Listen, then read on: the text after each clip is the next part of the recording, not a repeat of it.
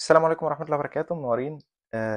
بالنسبة للناس اللي كانت بتسألني على موضوع الكورس البرتغالي، اللغة البرتغالية يعني، فأنا عامل الفيديو تحديدا لمساعدة الناس يعني. أنا طبعا ما باخدش حاجة من حد، ولا بعمل ورق بفلوس، ولا بساعد حد بفلوس يعني. فأنا عامل الفيديو عشان أساعد الناس في تقديم الكورس بتاع اللغة البرتغالية. في قدامي كورس دلوقتي تبع الدولة. هو واحد صاحبي اللي بعته لي. انا حاليا انا خلصت الكورسات يعني بتاعت الدوله بتاعت اللغه البرتغاليه الحمد لله. ولكن في كورس حاليا هو كان بعته لي، مفكر ان انا محتاج اخد كورس يعني برتغالي او كده. ولكن انا هسمعكم الفويس دلوقتي بتاعه، وهقول لكم التفاصيل بتاعه الكورس. اللي حابب يقدم او كده هقول لكم المكان فين، وهسيب لكم رابط اللينك برضو بتاع ان انت تملى البيانات وتقدم بنفسك. واللي مش عارف انا هساعده برضو ازاي يقدم، وهحاول يبقى في تواصل ان احنا اساعدكم في التقديم على الكورس يعني. تمام. هنسمع بس هو بعد بيقول ايه. هلا هذا الكورس بألمادا صاير ولا بقى هو مو كثير بعيد عنك يعني؟ الكورس الكورس بألمادا، مش ألاميدا يا جماعة. ألاميدا اللي هي جنب أغويش. ألاميدا حاجة وألمادا حاجة تانية. ألمادا دي اللي هي بتركب القطر لحد انتر كامبوش، وبعد كده بتاخد قطر يعني من انتر كامبوش بتاخد القطر وبتروح اتجاه المادا. المادا دي اللي هي بتبقى يعني بتعدي البحر. تمام. معرفش الفرق بتاع التوقيت قد ايه، يعني المسافة قد ايه صراحة. انا رحت مرة بس مش فاكر التوقيت كان قد ايه. كان حوالي من انتر كامبوش لحد هناك كان حوالي نص ساعة. كان حوالي نص ساعة و25 دقيقة حاجة كده. تمام. يعني 20 دقيقة من بيتك يعني لهذا الكورس 20 دقيقة 25 دقيقة بتصير هني. هو بيتكلم على بيت انا، لكن انا بتكلم على محطة انتر كامبوش، لان دي يعني انا بتكلم على حاجة معروفة، لكن الناس ما تعرفش بيتي فما يعرفش انا ساكن فين، فما اقدرش احكم يعني. لكن هي من انتر كامبوش لحد هناك حوالي 25 دقيقة حاجة كده. هو من السبعة بالليل للساعة 10. التوقيت بتاعه من 7 ل10. تمام. هو الكورسات كلها يا جماعة في البرتغال بتبقى يوميا، لازم يوميا، ما عدا يوم السبت والحد بيكون أجازة رسمية يعني. تمام. 3 ساعات باليوم 3 ساعات. ومدفوع، يعني ما بعرف قديش بيعطوك بالضبط، بس بظن بيعطوك كرت المواصلات. هو بيقول إن هم بيعطوك كارت المواصلات، هو مدفوع الأجر يعني. يعني بيدفعوا لك فلوس، ولكن ما نعرفش صراحة القيمة بتاعت الفلوس قد إيه. ولكن هو بيقول لي بيعملوا لك كارت المواصلات اللي هو ال 30 يورو أو 40 يورو. وبيعطوك بدل طعام، غير هيك ما بعرف. وبيعطوا لك بدل طعام اللي هو فلوس للأكل يعني، اللي هو اليومي يعني. بيدوا لك فلوس يومية، أو بيدوها لك بالشهر مثلا. يعني مش متأكدين من الموضوع قوي، ولكن هو في الموضوع فيه فلوس يعني. هو بيدوا لك فلوس وبيعملوا لك كارت مواصلات. تمام. ولكن احنا ما بنعملش يعني. أنا مش بساعد عشان كارت المواصلات وعشان الفلوس. أنا بساعد عشان الناس تتعلم اللغة عشان تقدر تلاقي شغل بطريقة سهلة يعني. لكن لو جيت تحسبها كفلوس أو أكل أو كده مش يعني تبقى حاجة اللي هي بس إعانة من الدولة يعني عشان تقدر تاخد الكورس تكمل، لأن الكورس بيكون مدته 6 شهور يا جماعة. تمام. ما عندي فكرة، يعني ممكن باليوم 10 يورو 5 يورو، والله ما بعرف بالضبط، ولكن يعني منيح إذا. هو برضو مش متأكد ان هو باليوم 10 يورو او 5 يورو اللي هو بدل الطعام. مش متأكد لان هو ما راحش لسه، ولكن هو عارف المعلومات من حد صاحبه يعني، فقال ان هو يفيدني بيها. هو لسه يعني ما راحش، هو كمان مش محتاج ان هو ياخد الكورس لان خلص برضو زيي. ولكن انا قلت اعمل الفيديو عشان افيدكم يعني. لغتك مو منيحة يعني كثير، أو حابب يعني عندك وقت يعني سجل فيه. تمام. ده بالنسبة للكورس يا جماعة. هو من 7 بالليل لحد الساعة 10 كل يوم. هقول لكم دلوقتي. هو بعت لي الرابط بتاع الكورس اهو. آه، انا هسيبه لكم برضو. هو اد او ادويج الليفل ادويج. تمام. عشان تقدر اللي هو الناس اللي عايزه تاخد الجنسيه البرتغاليه يعني، او عايز يقدم على الجنسيه، او محتاج ان هو يتكلم برتغالي عشان يقدر يشتغل كويس او يقدر يلاقي وظيفه سهله يعني، والامور تبقى معاه سهله. فهو الكورس ده هيفيده. اللي عايز رقم التليفون بتاعهم، آه، رقم التليفون بتاع المكان ده. اكتبوا رقم التليفون، انا هقوله لكم، وهحاول اكتبه برضو على الشاشة. 212 7441 4. تمام. في رقم تليفون تاني 920179300. بالنسبة للناس اللي ما بتعرفش عربي، لأن أنا عارف إن في معظم الجنسيات زي التونسيين والجزائريين والمغاربة بعضهم ما بيعرفش أصلا في الأرقام العربي، فأنا هقولها لكم بالإنجليزي. 2 1 2 7 4 1 4 2 8. ده أول رقم. تاني رقم 9 2 0 1 7 9 3 0 0. أوكي، ده رقم التليفون لو عايز تتصل بيهم وتتواصل معاهم على أي حاجة. تمام. هسيبه لكم برضو، هسيب لكم في الإيميل كمان بتاعهم، هسيبه لكم في ألماضة. تمام. في كمان الحاجات اللي هم محتاجينها، الأوراق اللي أنا فاتح الموقع زي ما انتم شايفين كده أهو بتاعهم. فالحاجات اللي انتم محتاجينها هو ده أهو. أوكي، أنا بحاول إيه، هو الليفل بتاعهم أهو إيه، دويج.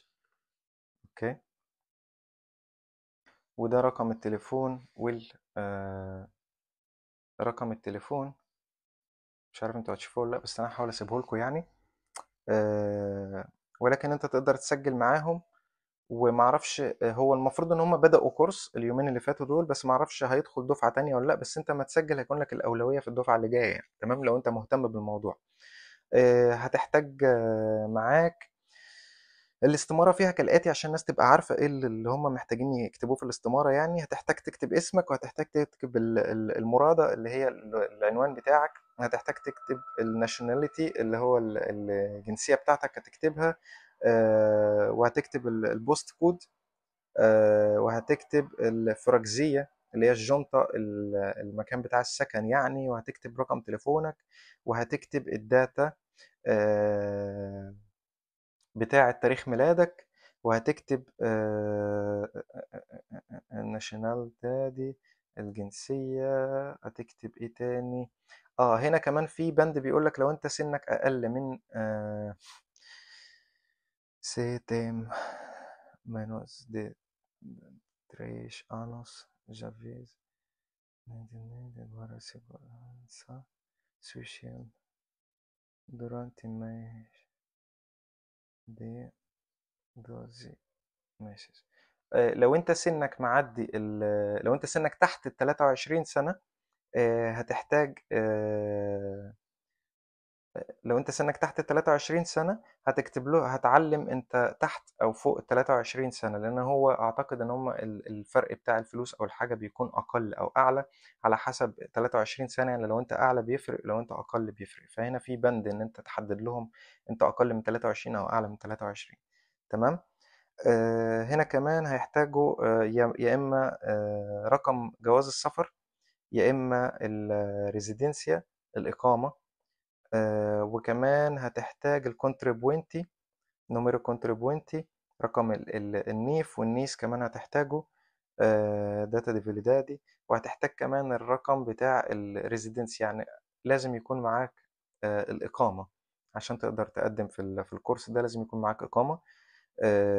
مش بس جواز السفر، لازم يكون معاك إقامة كمان. فهتحتاج ان انت تديهم كمان البيانات بتاعه الاقامه، لازم تكون ساريه، ما ينفعش تكون منتهيه. لان هنا بيقول ان هو الداتا دي فاليدادي اللي هو التاريخ بتاع الانتهاء بتاعها والتاريخ الاصدار يعني. تمام. هنا كمان بيقول لك امبريجادو por conta de outro. هنا دي حاجات عادية يعني، مش هتملى معظمها يعني. هتملى حاجات بسيطة منها، اللي هو برضو الايبان بتاع البنك بتاعك. هتملى الايبان لان الفلوس هتنزل لك على الايبان.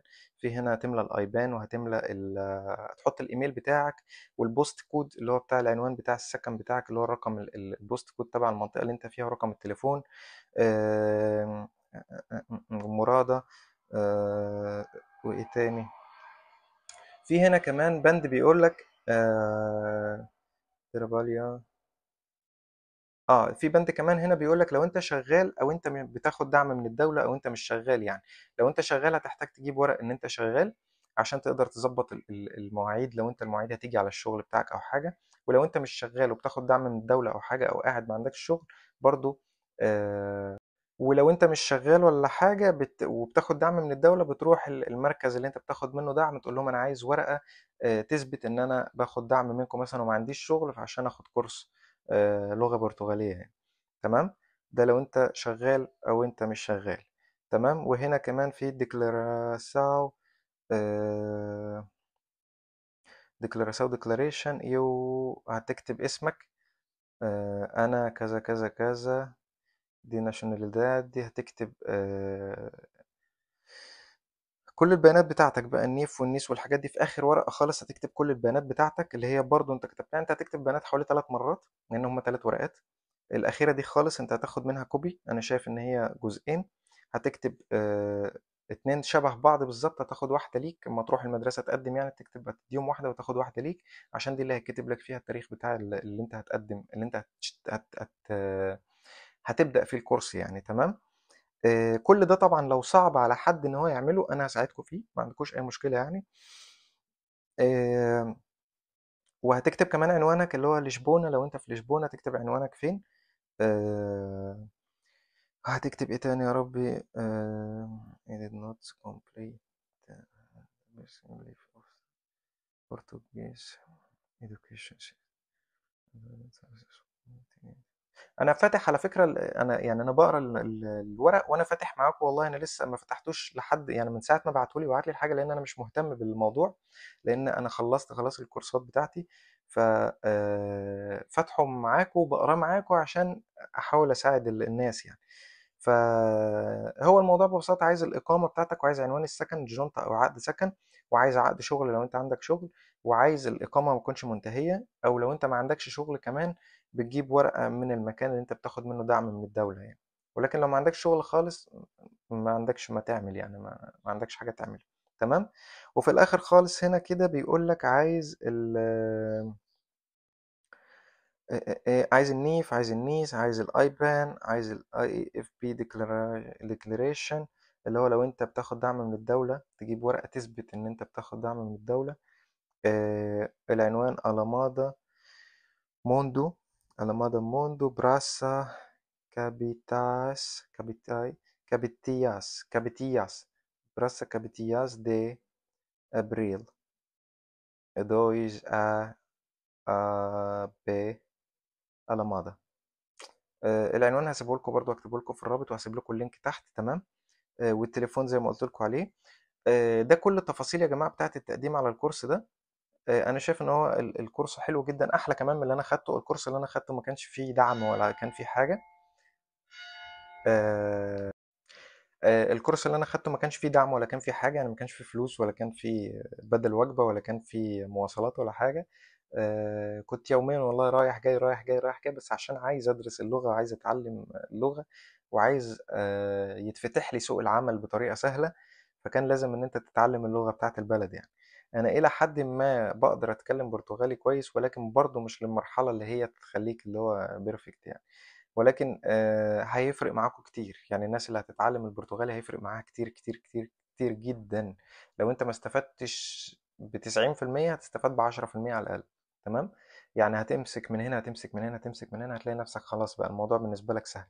أول ما جيت كنت أمشي في الشارع أسمع الناس بتتكلم كأنه أنا أطرش، مش سامع يعني، أكني مش سامع حاجة، سامع زي مش سامع، اللي هو أنت ماشي في وسط ناس أنت مش عارف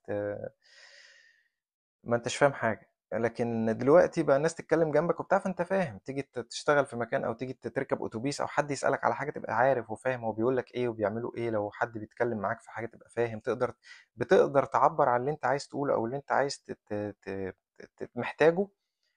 مش بطريقة كاملة، ولكن الناس بقت تفهم انت محتاج ايه. آه، فواحدة واحدة يعني. فأي حد محتاج أي حاجة في موضوع الكورس بتاع البرتغالي، ومعاه إقامة دايمة سارية يعني، سوري، إقامة سارية، يتواصل معايا على الانستجرام. لو هو مش عارف يقدم على الكورس، أنا هسيب لكم اللينك تحت في الفيديو. لو هو مش عارف يقدم على الكورس ومش عارف يملى البيانات، انا هسيب لكم العنوان ورقم التليفون وهسيب لكم كل حاجه يعني. اللي مش عارف يقدم هتبقى مساله صعبه بالنسبه له يعني، فانا هحاول اساعده ان انا ايه، يبعت لي على الانستجرام ان هو مش عارف يقدم في الكورس، ويبعت لي صوره الهويه بتاعته، الريزيدنسيا، وانا هساعده ان اقدم له على البيانات. بس هو هيروح عشان يتواصل مع الاداره بتاعه المكان. تمام. استاذنكم اعملوا اشتراك في القناه وفعلوا زر الجرس، واشوفكم على خير. السلام عليكم.